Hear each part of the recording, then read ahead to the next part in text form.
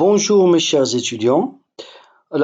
Pour cette vidéo, il sera consacré que sur les modèles déterministes. Bien sûr, on va continuer là, on s'est arrêté la dernière fois dans la dernière vidéo. Donc, là où j'avais montré la différence entre un modèle déterministe et un modèle stochastique, et bien sûr, on a compris, c'est grâce à l'erreur. Si l'erreur il est IID, donc c'est un modèle déterministe. Si l'erreur n'est pas IID, donc c'est un modèle stochastique. Alors maintenant, j'ai dit dans cette vidéo, on va se consacrer sur un modèle déterministe. Alors, le modèle déterministe, on a vu que je peux l'écrire sous forme un modèle additif ou un modèle multiplicatif. Alors, qu'est-ce qu'on va faire dans ce modèle déterministe? Alors, bien sûr, on a vu quelques, on va dire, signes dans la dernière vidéo, c'est que je dois isoler la tendance, la saisonnalité, ainsi de suite. Ce qu'on va faire, c'est presque la même chose. Regardez. Alors, la méthode générale pour étudier une série temporaire dans le cas des modèles déterministes, c'est la suivante. Alors, ici, qu'est-ce que vous avez? Vous avez tout simplement, dans un premier temps, on trace la série des données. Alors, pourquoi on la trace? Pour que je puisse dire est-ce qu'elle est additive ou bien elle est multiplicative. Et ça, je l'ai bien expliqué dans la dernière vidéo. Après, on va repérer ses principales caractéristiques, la tendance, la composante saisonnière, une rupture quelque part du comportement, des observations qui sont aberrantes, c'est-à-dire qui n'existent pas. Ok, très bien. Dans un deuxième temps, on s'attache à estimer ou enlever la tendance et la composante saisonnière, ce que je vous ai dit tout à l'heure, pour obtenir une série YT des résidus stationnaires. Vous voyez? C'est-à-dire, je vais à la fin trouver que le epsilon t. Pour cela, on peut utiliser plusieurs techniques. Transformation des données, estimation des tendances et composantes saisonnières pour les enlever de données. Différencier la série, YT moins YT moins T. Okay, hein. Alors, choisir un modèle de série stationnaire pour les résidus. OK. Prévoir les valeurs futures de la série en prévoyant d'abord celle de résidus, puis remonter jusqu'à la série initiale en transformation inverse. Très bien. Alors, supposons qu'on est dans ce cas-là, c'est-à-dire un modèle additif, mais on a une absence de quoi? De la saisonnalité. C'est-à-dire on a YT est égal à FT plus epsilon T. Alors, comment je vais estimer bien sûr le FT? Le FT, je vais l'estimer par exemple par la méthode MCO, moins d'un carré ordinaire, soit avec une tendance linéaire, soit avec tendance quadratique, régression linéaire multiple, tendance polynomiale, exponentielle, tendance de converse, tendance logistique. Comment je vais savoir est-ce que c'est une tendance linéaire quadratique polynomiale? Mais c'est grâce à, bien sûr, au graphe. C'est pour cela qu'on a dit au départ ici, vous vous rappelez très bien, qu'est-ce qu'on a dit? La méthode générale, qu'est-ce qu'on doit faire ici? On doit tracer la série des données, ok, pour que je puisse avoir une idée sur la tendance. Est-ce qu'il est linéaire, quadratique, polynomial, ok, hein? Alors, pour éliminer la tendance, on définit ce qu'on appelle la série corrigée de la tendance. Alors, regardez, Y, indice T, et on a fait dans l'exposant, on a fait CT. Alors, CT, c'est corrigé de la tendance, et on calcule la différence. YT moins F chapeau. Alors maintenant, si on veut estimation élimination du tendance en l'absence de saisonnalité. Alors ici, dans ce cas-là, ce que je vous ai présenté ici, c'est que moi je sais que la tendance on va dire, il va suivre soit une tendance linéaire, quadratique, polynomiale. Maintenant, dans ce cas-là, si je ne le sais pas, j'ai tracé le graphe de la série, mais j'arrive pas à voir quelle est l'allure de la tendance. Est-ce qu'elle est linéaire, elle est quadratique, il est sinusoïdal, il est, je ne sais pas, exponentiel, logarithme. C'est le cas qu'on va voir ici. Dans certaines situations, il n'est pas facile de trouver, regardez, le degré du polynôme d'ajustement pour FT, où il n'est pas possible d'utiliser la méthode des mandats carrés, par exemple, où on ne sait pas non plus déterminer l'allure de la tendance, ce que je vous ai dit tout à l'heure. Alors, dans cette situation, on doit l'isoler, ce que je vous ai dit dans la dernière, on va dire, la dernière vidéo, je vous ai dit que je dois isoler la tendance ou la composante saisonnière et après je l'estime. C'est ce qu'on va essayer de faire. Dans cette situation, on a recours à la théorie non paramétrique de l'estimation de la tendance qui ne suppose rien sur celle-ci. A priori, on exprime la tendance par une moyenne mobile. C'est-à-dire, je vais l'isoler sous forme d'une moyenne mobile. La moyenne mobile, je vais l'expliquer après. ou bien lissage exponentiel, ou bien méthode de Winters, les ondelettes particulièrement adaptées sur le débruitage, ou les méthodes d'estimation fonctionnelles par noyau. Alors, tout ça, ce sont des modèles qui sont qui vont nous isoler la tendance. Hein. Nous, on va se focaliser que sur la moyenne mobile, qui est un petit peu ça. Hein. Les autres, lissage exponentiel, vous pouvez les trouver dans les logiciels. Lissage exponentiel, méthode de Rod-Winters, sont aussi des modèles qui sont performants. Hein. Mais il faut qu'avant que vous les utilisez, il faut que vous les, tout simplement, il faut les comprendre. Ok, hein? C'est pas on utilise quelque chose et je comprends pas de quoi ça s'agit. Il faut que je la comprenne, je fais une petite recherche, j'essaie de comprendre cette méthode et après je peux l'appliquer. Alors nous, on va dire qu'on va se focaliser sur les moyens mobiles. Ok. Alors, estimation et élimination de la tendance, toujours dans le cas de la composante saisonnière. Qu'est-ce qu'on va faire? Hein? Nous intéressons maintenant à l'ensemble d'outils qui sont les moyens mobiles, ainsi de suite. Alors, on a deux sortes de moyens mobiles. Alors, on a moyen mobile simple et moyen mobile centré. Alors, comment on calcule moyen mobile simple? Moyen mobile simple, alors on les note par grand M K, hein, MM, moyen mobile K, c'est-à-dire les moyens mobiles, qu'est-ce qu'ils vont nous faire? Ils vont nous isoler la tendance. Je répète, ils vont nous isoler la tendance. Alors, on a une série, c'est-à-dire on a des valeurs, très bien, jusque-là c'est bon. Ces valeurs-là, je vais calculer, à partir de ces valeurs, je vais calculer d'autres valeurs qui vont être que les valeurs de la tendance. Lorsque je vais avoir ces valeurs de la tendance, je peux maintenant estimer le modèle approprié à ces valeurs. Alors, il y a des moyens mobiles qui sont MMK. Alors, la série des moyens mobiles d'ordre K. Après, on va parler de l'ordre, comment on calcule. Ça, c'est pas quelque chose qui est difficile, hein, de la série. Alors, lorsque K il est pair, c'est-à-dire est égal à 2 multiplié par un M, alors MMK indice J, c'est cette valeur-là. Hein. Regardez, YJ moins 1 plus 1 plus jusqu'à YJ plus YJ plus 1 jusqu'à YJ plus 1. Alors, vous avez M terme ici et vous avez ici M terme. Et vous avez J qui commence de petit m jusqu'à N moins M. Alors, si vous remplacez ce J par M ici, regardez. Vous aurez petit m moins m plus 1. Donc, on va commencer par y1. Donc, j ne peut pas commencer par une valeur qui est plus petite que petit m. Donc, il va commencer à partir de petit m jusqu'à n moins m. Sauf ici, on va dire, la chose qui est critiquable pour ce moyen mobile, ces moyens mobiles simples, c'est que on va calculer mkj aux instants d'observation qui est T1dj plus T1dj plus 1 sur 2. C'est-à-dire que mmkj, c'est la valeur de la tendance au temps. À quel temps? Lorsque j'ai tj plus 1 sur 2. Toujours g est égal à m jusqu'à n moins 1. Donc c'est là où il y a la particularité qui est, on va dire, il a une particularité qui n'est pas positive, qui est négative. Maintenant, lorsque k il est impair est égal à 2m plus 1, alors lorsque k est égal à 2m plus 1, je calcule moyenne mobile simple, mmk indij, c'est yj moins m plus jusqu'à yj plus m. Alors on a ici 2m plus 1 terme, on est d'accord. Par contre, ici, on a 2m terme, ok? Je divise par 2m plus 1, hein, parce que c'est une moyenne, donc je divise par le nombre de valeurs que j'ai utilisées. Et j, ça commence de m plus 1 et ne va pas commencer de m. Alors, si vous remplacez j par m plus 1 ici, alors vous aurez m plus 1 moins m, ça en donne y1. Donc, on commence par y1. Donc, c'est juste. Et ici, il n'y a pas de problème. Lorsque k il est impair, bien sûr, de m plus 1, donc on calcule mmkj aux instants d'observation tj, qui est très bon. C'est-à-dire, c'est pas comme dans le cas où k il n'est pas impair.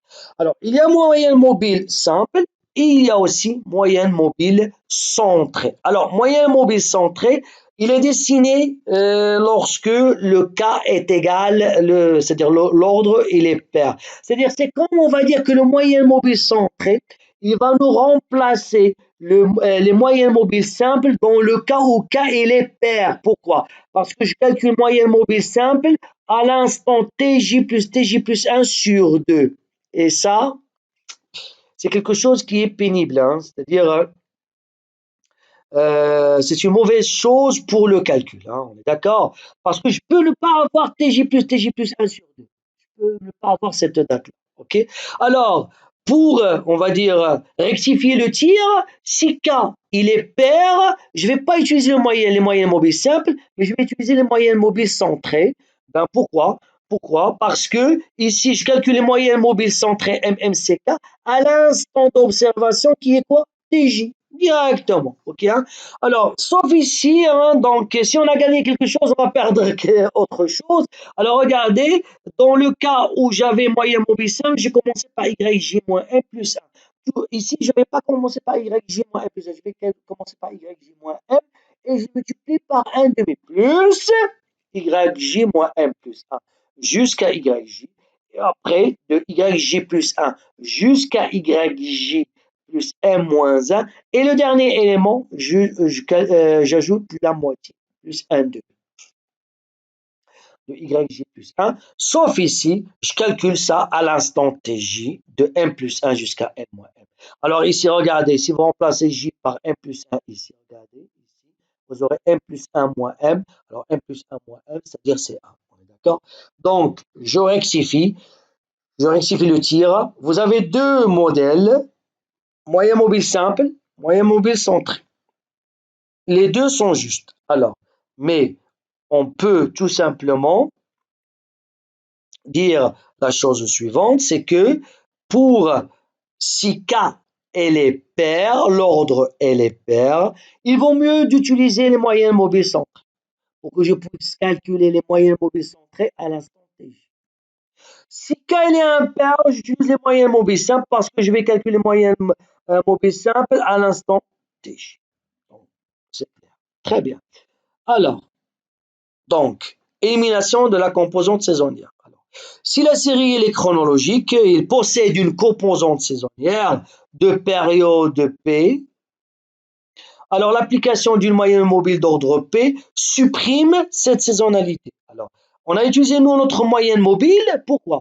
Pour isoler. Alors, il faut que vous me suivez ici. On a utilisé la moyenne mobile pour isoler la tendance. OK, hein? Et qu'est-ce qu'on a dit maintenant? Si j'utilise une moyenne mobile d'ordre P, je vais supprimer la saisonnalité. Alors, comment je vais calculer la saisonnalité? Ben, c'est ce que vous allez voir pour après. Alors, la série MMP ou MMCP ne possède plus de composantes saisonnières de période P. Alors, une moyenne mobile atténue l'amplitude des fluctuations irrégulières d'une chronique. Plus l'ordre de moyenne mobile est élevé, et plus cette atténuation elle est importante. Donc, en appliquant le moyen mobile sur une série chronologique, on obtient un lissage de la série. C'est-à-dire, lorsque votre série augmente, descend, lorsqu'on fait le moyen mobile, c'est comme si on fait un lissage. C'est-à-dire, on va lisser la série et elle va devenir comme une courbe. Elle ne va pas monter, descendre, monter, descendre. On est d'accord? Très bien. N'oubliez pas qu'on va voir un exemple à la fin, hein. Alors, donc, remarque ici, hein, alors il est bien rare que tous les objectifs puissent être parfaitement atteints simultanément, ça c'est sûr et certain. Alors, en effet, chacun de ces objectifs conduit à des choix différents de moyens mobiles. Alors, on supprime la composante périodique du période P avec une moyenne mobile d'ordre P, vous voyez. On va supprimer la composante périodique avec une moyenne mobile. Or, moyenne mobile, son importance, c'est d'isoler on va dire, la tendance. On réduit l'amplitude des fluctuations irrégulières avec une moyenne mobile d'ordre élevé, c'est-à-dire si on a une moyenne mobile d'ordre élevé, l'amplitude des fluctuations, les fluctuations lorsque montent et descendent, les fluctuations irrégulières, ils vont se réduire. Et si je veux préserver les détails de la tendance, je les préserve avec une moyenne mobile d'ordre faible. Okay. Alors ici, on doit trouver le meilleur compromis pour le choix de l'ordre du lissage optimal. La solution consiste donc à appliquer MMK ou MMCK pour supprimer les composantes dans un premier temps. Puis à composer éventuellement différentes moyennes mobiles d'ordre peu élevé jusqu'à l'obtention d'une série suffisamment lissée, mais telle que les détails intéressants de la tendance ne soient pas affectés. On va voir tout ça dans un exemple. Okay. Le voici, regardez. Donc ça c'est un exemple qui est très très connu. Si vous cherchez en internet, ça, vous allez le voir. Vous pouvez le trouver dans plusieurs ouvrages. Hein, ok. Moi je vais l'expliquer ici. J'ai aimé cet exemple-là parce que c'est une application pure et nette de ce que je viens d'expliquer dans la première partie de ma vidéo.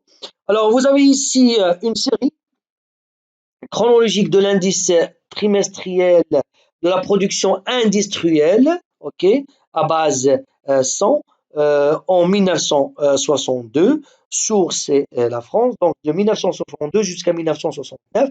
Et vous avez des valeurs qui sont comment? Qui sont trimestrielles. Vous avez trimestre 1, trimestre 2, trimestre 3, trimestre 4. Très bien. Ok. Donc vous avez des valeurs trimestrielles.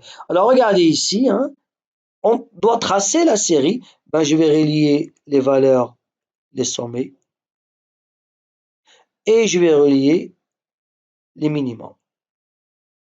Ben, qu'est-ce que vous voyez? C'est quelque chose qui est parallèle. Donc, c'est un modèle additif. Très bien. Alors, on va faire un lissage en utilisant les moyennes mobiles. Je vais utiliser moyenne mobile simple, moyenne mobile centrée. Je dois calculer l'ordre. L'ordre, ça dépend de mes valeurs. Alors, on effectue un lissage par la méthode des moyennes mobiles afin d'obtenir une première évaluation de quoi? Regardez, la tendance. Ok? J'utilise les moyennes mobiles pour obtenir une évaluation de la tendance. C'est-à-dire, je vais isoler ma tendance. Je vais la noter par F tilde J, la série obtenue. Okay. Si P, regardez, si P désigne la période de la composante saisonnière, si P, donc ici, pour déterminer l'ordre de la moyenne mobile, je vais voir la période de la composante saisonnière. On aura la chose suivante. J'utilise moyenne mobile centrée. Moyenne mobile, alors on a dit moyenne mobile simple et moyenne mobile centrée. J'utilise moyenne mobile centrée si P elle est paire, ce que je vous ai dit tout à l'heure. Et je vais utiliser moyenne mobile simple si P elle est impaire. D'accord? Alors, dans nombreuses applications, la période P, elle est toujours paire et vaut 2 fois M. On est d'accord? Soit il s'agit série mensuelle, donc P c'est 12, trimestriel, P est égal à 4, bimensuel, P est égal à 6, semestriel, P est égal à 2. Alors, avec le lissage, on prend M observation au début de la série et observation à la fin, soit au total, P est égal à 2M. Alors, ici, qu'est-ce que je vais utiliser? Dans mon cas, ici, qu'est-ce qu'on a? On a des valeurs trimestrielles. Donc, on va avoir ici P est égal à combien?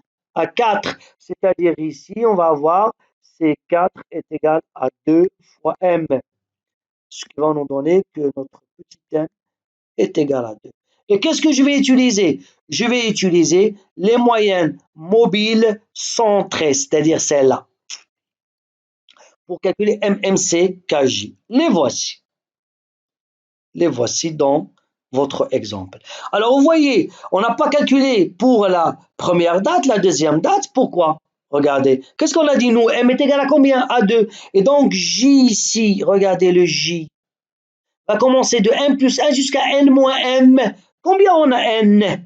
N, on a jusqu'à 32. Très bien. Et le petit M? Il faut que vous me suivez. Hein? Le petit M, combien on a dit? On a trouvé que c'est égal à 2. Très bien. Alors, n est égal à 32, n est égal à 2, m est égal à 2. Alors, n est égal à 32 et m est égal à 2. Alors ici, J va commencer de quoi vers quoi? De m qui est égal à 2, 2 plus 1 c'est 2, 3, jusqu'à n et c'est 32 moins 2. 32 moins 2 c'est jusqu'à 30. Eh bien, regardez, je commence de 3.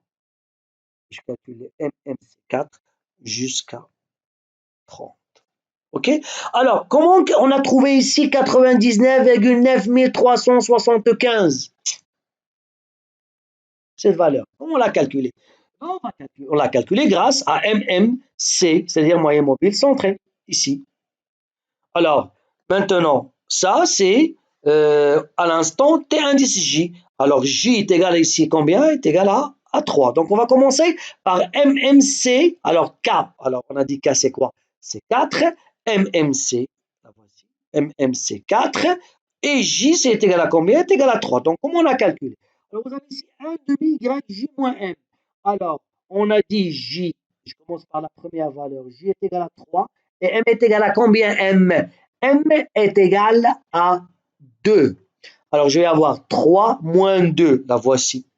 Donc, c'est 1 demi de cette valeur, 101,3, plus 102,9, plus 88,4, plus 107,3, plus 1 demi de 101. Alors, est-ce que c'est juste? C'est quoi 101? 101, c'est la valeur à 5. Alors, je vais voir.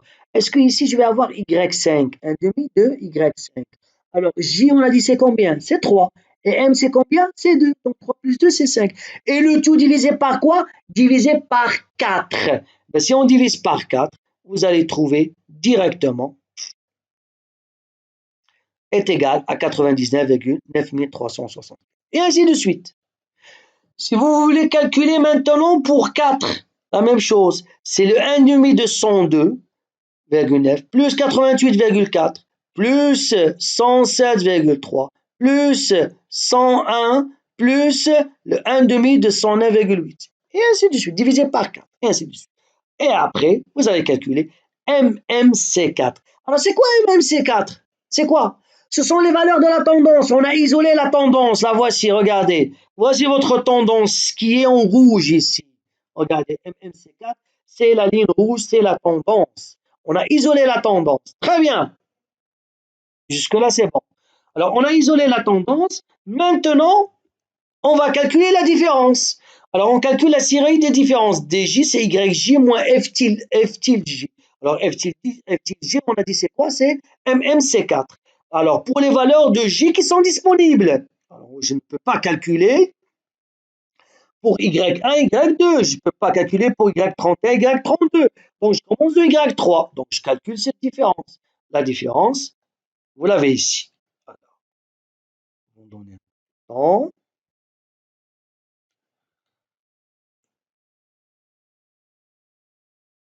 Où est-elle?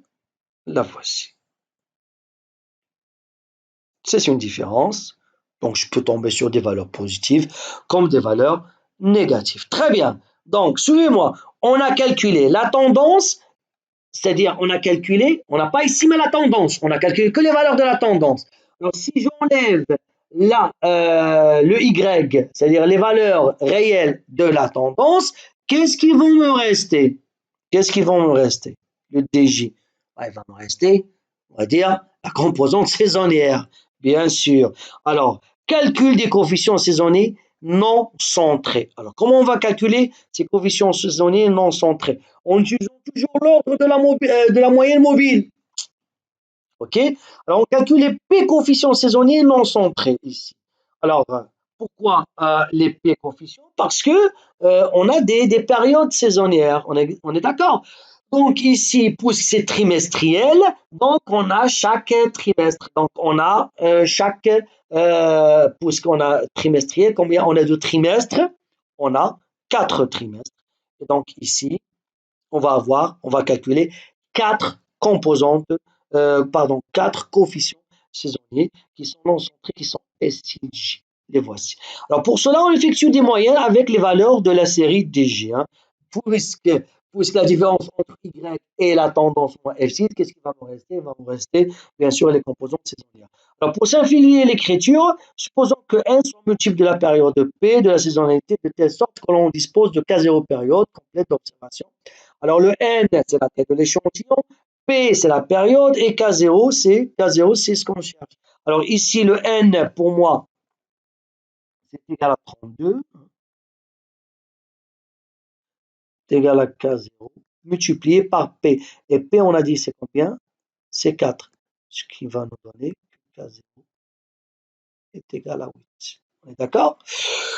Très bien. Alors, voici comment on va calculer ici. Alors, j'ai donné ici un autre exemple. Par exemple, si la saisonnalité est annuelle, c'est-à-dire P est égal à 12, et que la série est observée sur N est égal à 36, alors ici K0 est égal à 3.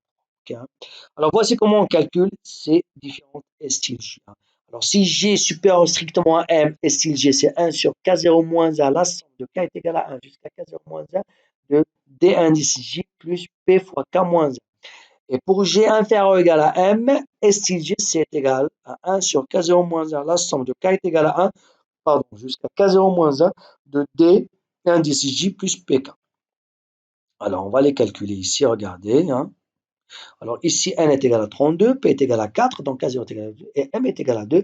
Alors par conséquent, combien on va calculer ici? Les S tilde J, c'est le P. C'est-à-dire, je vais calculer S tilde 1, S tilde 1, S tilde 2, S tilde 3 et S tilde 3, S tilde 4. Très bien. Alors, vous allez me dire, monsieur, pourquoi on a commencé par S tilde 3? Ok, hein? Alors, ici, le J, combien ça vaut le J? C'est les S tilde de J. Alors, le M, combien ça vaut le M? Le M, pour moi, ça est égal à 2. Alors, j'ai 3 et 4 qui sont supérieurs à 2. On est d'accord? 3 et 4 sont supérieurs strictement à 2. Alors, si je veux calculer S tilde, par exemple, 3, c'est quoi? C'est 1 sur K0, c'est quoi K0? C'est 8 moins 1. La somme de K est égale à 1 jusqu'à 8 moins 1. 8 moins 1, c'est 7. On est d'accord? La voici. Ce que vous avez ici. OK? De quoi? De D indice. J, c'est quoi? C'est bien sûr, c'est 3 plus pi. C'est quoi? C'est 4 K moins 1. Et après, je remplace le K par 1. Si je remplace le K par 1, je vais avoir D3. Si je remplace le K par 2, je vais avoir 2 moins 1, c'est-à-dire 3 plus 4, c'est 7. Si je remplace K par 3, 3 moins 1, c'est 2, 2 fois 4, c'est 8, 8 c'est 3, c'est 11, et ainsi de suite. Ok, donc je vais avoir, c'est 1 sur 7, T3 plus T7. Alors, où je vais calculer ces T3 et T7, c'est les valeurs que vous avez ici.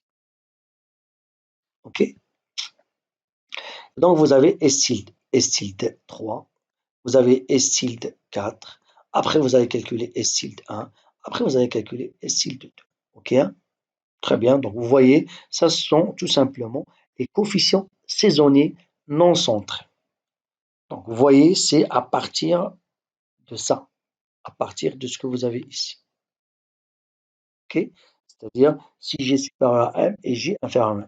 Directement, on la calcule. Ok, donc pourquoi? Ben, regardez ici, c'est D3 et D7. C'est quoi la différence entre D3 et D7? Combien? On a 4. Entre D7 et D11, on a 4. Entre D11 et D15, 4 c'est quoi? C'est la période. C'est notre période. C'est notre coefficient, c'est le coefficient périodique. D15, 19, 4. D19, 23, 4. 23, 27. La même chose. Regarde. D4, D8, 4. 4, 4. La même chose. D5, D9, 4. D6, D6, D6, D10, 4 et ainsi de suite. OK? Alors, maintenant, on va centrer. Alors, pourquoi on ne va pas utiliser ces valeurs-là? On va centrer centrage des coefficients saisonniers. Alors, vous vous rappelez dans la vidéo que je vous ai fait pour connaître la différence entre les modèles déterministes et les modèles stochastiques, si vous vous rappelez un petit peu, moi je vais revenir un petit peu, j'ai ici les slides, je vous ai dit que S doit être, la somme est égale à 0, la voici, la voici. L'effet du saisonnier est en moyenne nul sur une période, ce qui signifie que la somme des ST. Alors le P pour moi c'est 4, donc je dois avoir S tilde 1 plus S tilde 2 plus S tilde 3 plus S tilde 4 est égal à 0. Mais je ne les trouve pas. Ok, je ne vais pas les trouver. Ok, et voici. Hein. Donc si je fais la somme, hein, je vais calculer le S bar. Ok, c'est presque la moyenne. Ben, si S bar est égal à 0, c'est pas la peine que je fasse tout ça. Et par contre, je ne vais pas trouver S bar est égal à 0, donc je vais les centrer. Donc je calcule S bar, leur moyenne, et après je vais faire la différence de STJ moins S bar pour que lorsque je vais faire la somme de S chapeau G, je vais trouver que c'est égal à 0. Okay? Je calcule la moyenne, la voici. Et après je calcule S chapeau J, c'est S tilde de J moins S bar. Et voici les valeurs de mes composantes saisonnières. Ok, ben, si vous faites la somme, hein, vous allez trouver que c'est égal à 0. Très bien. Alors, on a isolé la tendance. C'est quoi la tendance? Où était la tendance, hein? Il faut que vous me suivez, hein? Très bien. La tendance, c'est à partir de la moyenne mobile. C'est celle-là. C'est les MMC4. J'ai isolé la tendance et j'ai isolé, on va dire, les composantes saisonnières. De S chapeau 1, S chapeau 2, S chapeau 3, S chapeau 4, c'est tout simplement, ce sont mes coefficients saisonniers. Donc j'ai isolé la composante saisonnière, les coefficients saisonniers, et j'ai isolé la tendance. Maintenant, je vais calculer quoi? Je vais calculer la série, hein. Donc j'ai fait tout ça. Lorsque j'ai isolé la tendance, j'ai fait la différence, j'ai trouvé des valeurs qui vont ils vont me représenter tout simplement la composante saisonnière. Et à partir de cette composante saisonnière, qu'est-ce que j'ai fait? J'ai calculé mes coefficients saisonniers. Lorsque j'ai identifié mes coefficients saisonniers, maintenant je vais prendre la variable, c'est-à-dire ma série principale, je vais éliminer tout simplement les coefficients saisonniers pour qu'il va me rester que tout simplement ce qu'on appelle ici la série corrigée des variations saisonnières ou la série désaisonnalisée. S'obtient en retranchant de la série initiale la suite des coefficients saisonniers centrés obtenus à l'étape précédente. Ah, la voici. OK? Donc, j'ai ces valeurs-là. Donc, maintenant, ces valeurs se commencent de 1 jusqu'à 32. Pourquoi? Parce que, regardez, qu'est-ce que j'ai calculé? YJ moins S chapeau J. J est égal à 1 jusqu'à N. Alors, vous allez me dire, comment on va faire ici? Comment YJ, on va dire ici, corrigé des variations saisonnières est égal à YJ moins S chapeau J. S chapeau J, moi j'ai S chapeau, c'est S chapeau 1, S chapeau 2, S chapeau 3, S chapeau 4. Comment je vais faire? Ah ben, regardez. La première valeur ici, 101,3, je vais lui retrancher S chapeau 1. La deuxième, S chapeau 2. La troisième, S chapeau 3. La quatrième, S chapeau 4. La cinquième, je vais le retrancher, S chapeau 1. Sixième, S chapeau 2. Septième, S chapeau 3. Huitième, S chapeau 4. Et ainsi de suite. La neuvième, S chapeau 1. Dixième, S chapeau 2. Onzième, S chapeau 3. Douzième, S chapeau 4. Et ainsi de suite. Et ainsi de suite. OK? Parce que ce sont des coefficients saisonniers, OK? Qui se répètent, OK? Qui se répètent. D'accord? Qui se répètent. Très bien. Alors, lorsque, la voici maintenant, hein, ça c'est le YJCVS, on est d'accord? Corrigé, désaisonnalisé, on est d'accord? Maintenant, je peux estimer la tendance. Je vais estimer la tendance à partir de ça. C'est-à-dire, c'est la série et j'ai désaisonnalisé. Je vais enlever les coefficients saisonniers. On est d'accord? Donc, je peux estimer maintenant ma tendance. J'estime la tendance soit avec une courbe de tendance linéaire. Hein. Alors, si c'est comme ça, B0 plus B1T, on va utiliser la régression linéaire simple. Et dans ce cas-là, ben, vous avez bêta 1 chapeau, c'est la covariance de YCVS avec T sur la variance de T. Et bêta 0 chapeau, c'est Y bar moins bêta 1 chapeau T bar. Sinon, vous pouvez aussi l'estimer par un polynôme de degré 2. Alors, vous voyez ici, c'est presque, hein, donc c'est comme une courbe hein, qui remonte. C'est une fonction qui est, on va dire, convexe, hein, qui va remonter. Ok. Donc, c'est pour ça qu'on a dit que c'est pas linéaire. Donc, on l'a estimé par ça, avec régression linéaire multiple. Et donc, on a calculé le F chapeau J qui est l'estimation de la tendance. Et vous voyez que le R0 et le R bar au carré, ils sont pas mal, hein, c'est 0,9. Et dans ce cas-là, hein, donc ici, hein, donc la série lissée des prédictions Y chapeau, utile pour la prévision, est obtenue en addition la tendance, donc Y chapeau, c'est F chapeau J plus S chapeau J. S chapeau, ce sont des coefficients.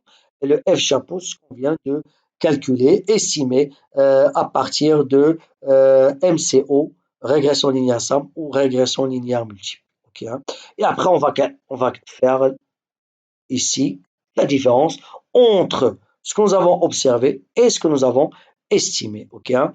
Erreur de prévision. Chapeau. Eh bien, je vous ai dit, hein, c'est pas la peine que je répète pour la énième fois. Ce chapeau, c'est le plus important. S'il est IID, ça veut dire que c'est un modèle déterministe. S'il n'est pas IID, c'est-à-dire que tout ce qu'on vient de faire n'est pas valable. Ça veut dire qu'il s'agit d'un modèle stochastique et je dois utiliser ARMA, ARIMA, SARIMA et ainsi de suite.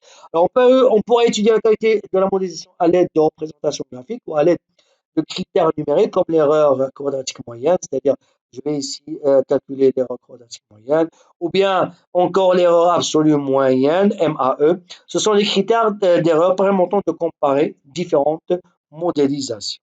Okay, hein. Et donc vous voyez ici, hein, donc, la série, vous allez la voir, hein.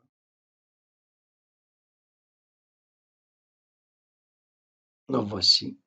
Ok. Alors, en vert, c'est la série initiale et on va dire en mauve, c'est la série lycée, c'est-à-dire le S chapeau plus S chapeau. Vous voyez, c'est presque la même chose, hein. Et donc, si c'est presque la même chose, on peut dire ici que c'est IIT, hein, on est d'accord, hein. C'est presque la même chose, il n'y a pas une grosse différence. Et donc, il s'agit d'un modèle déterministe. Alors, je vous remercie. J'espère que vous avez bien compris. Il ne faut pas oublier une petite chose, que il faut revoir plusieurs fois la vidéo pour que vous arriviez à comprendre tout ça. J'espère que vous avez compris d'une façon, on va dire, définitive les modèles déterministes, ainsi que la différence entre modèle déterministe et modèle stochastique. Je vous remercie de votre attention et je vous dis à la prochaine fois. Inch'Allah.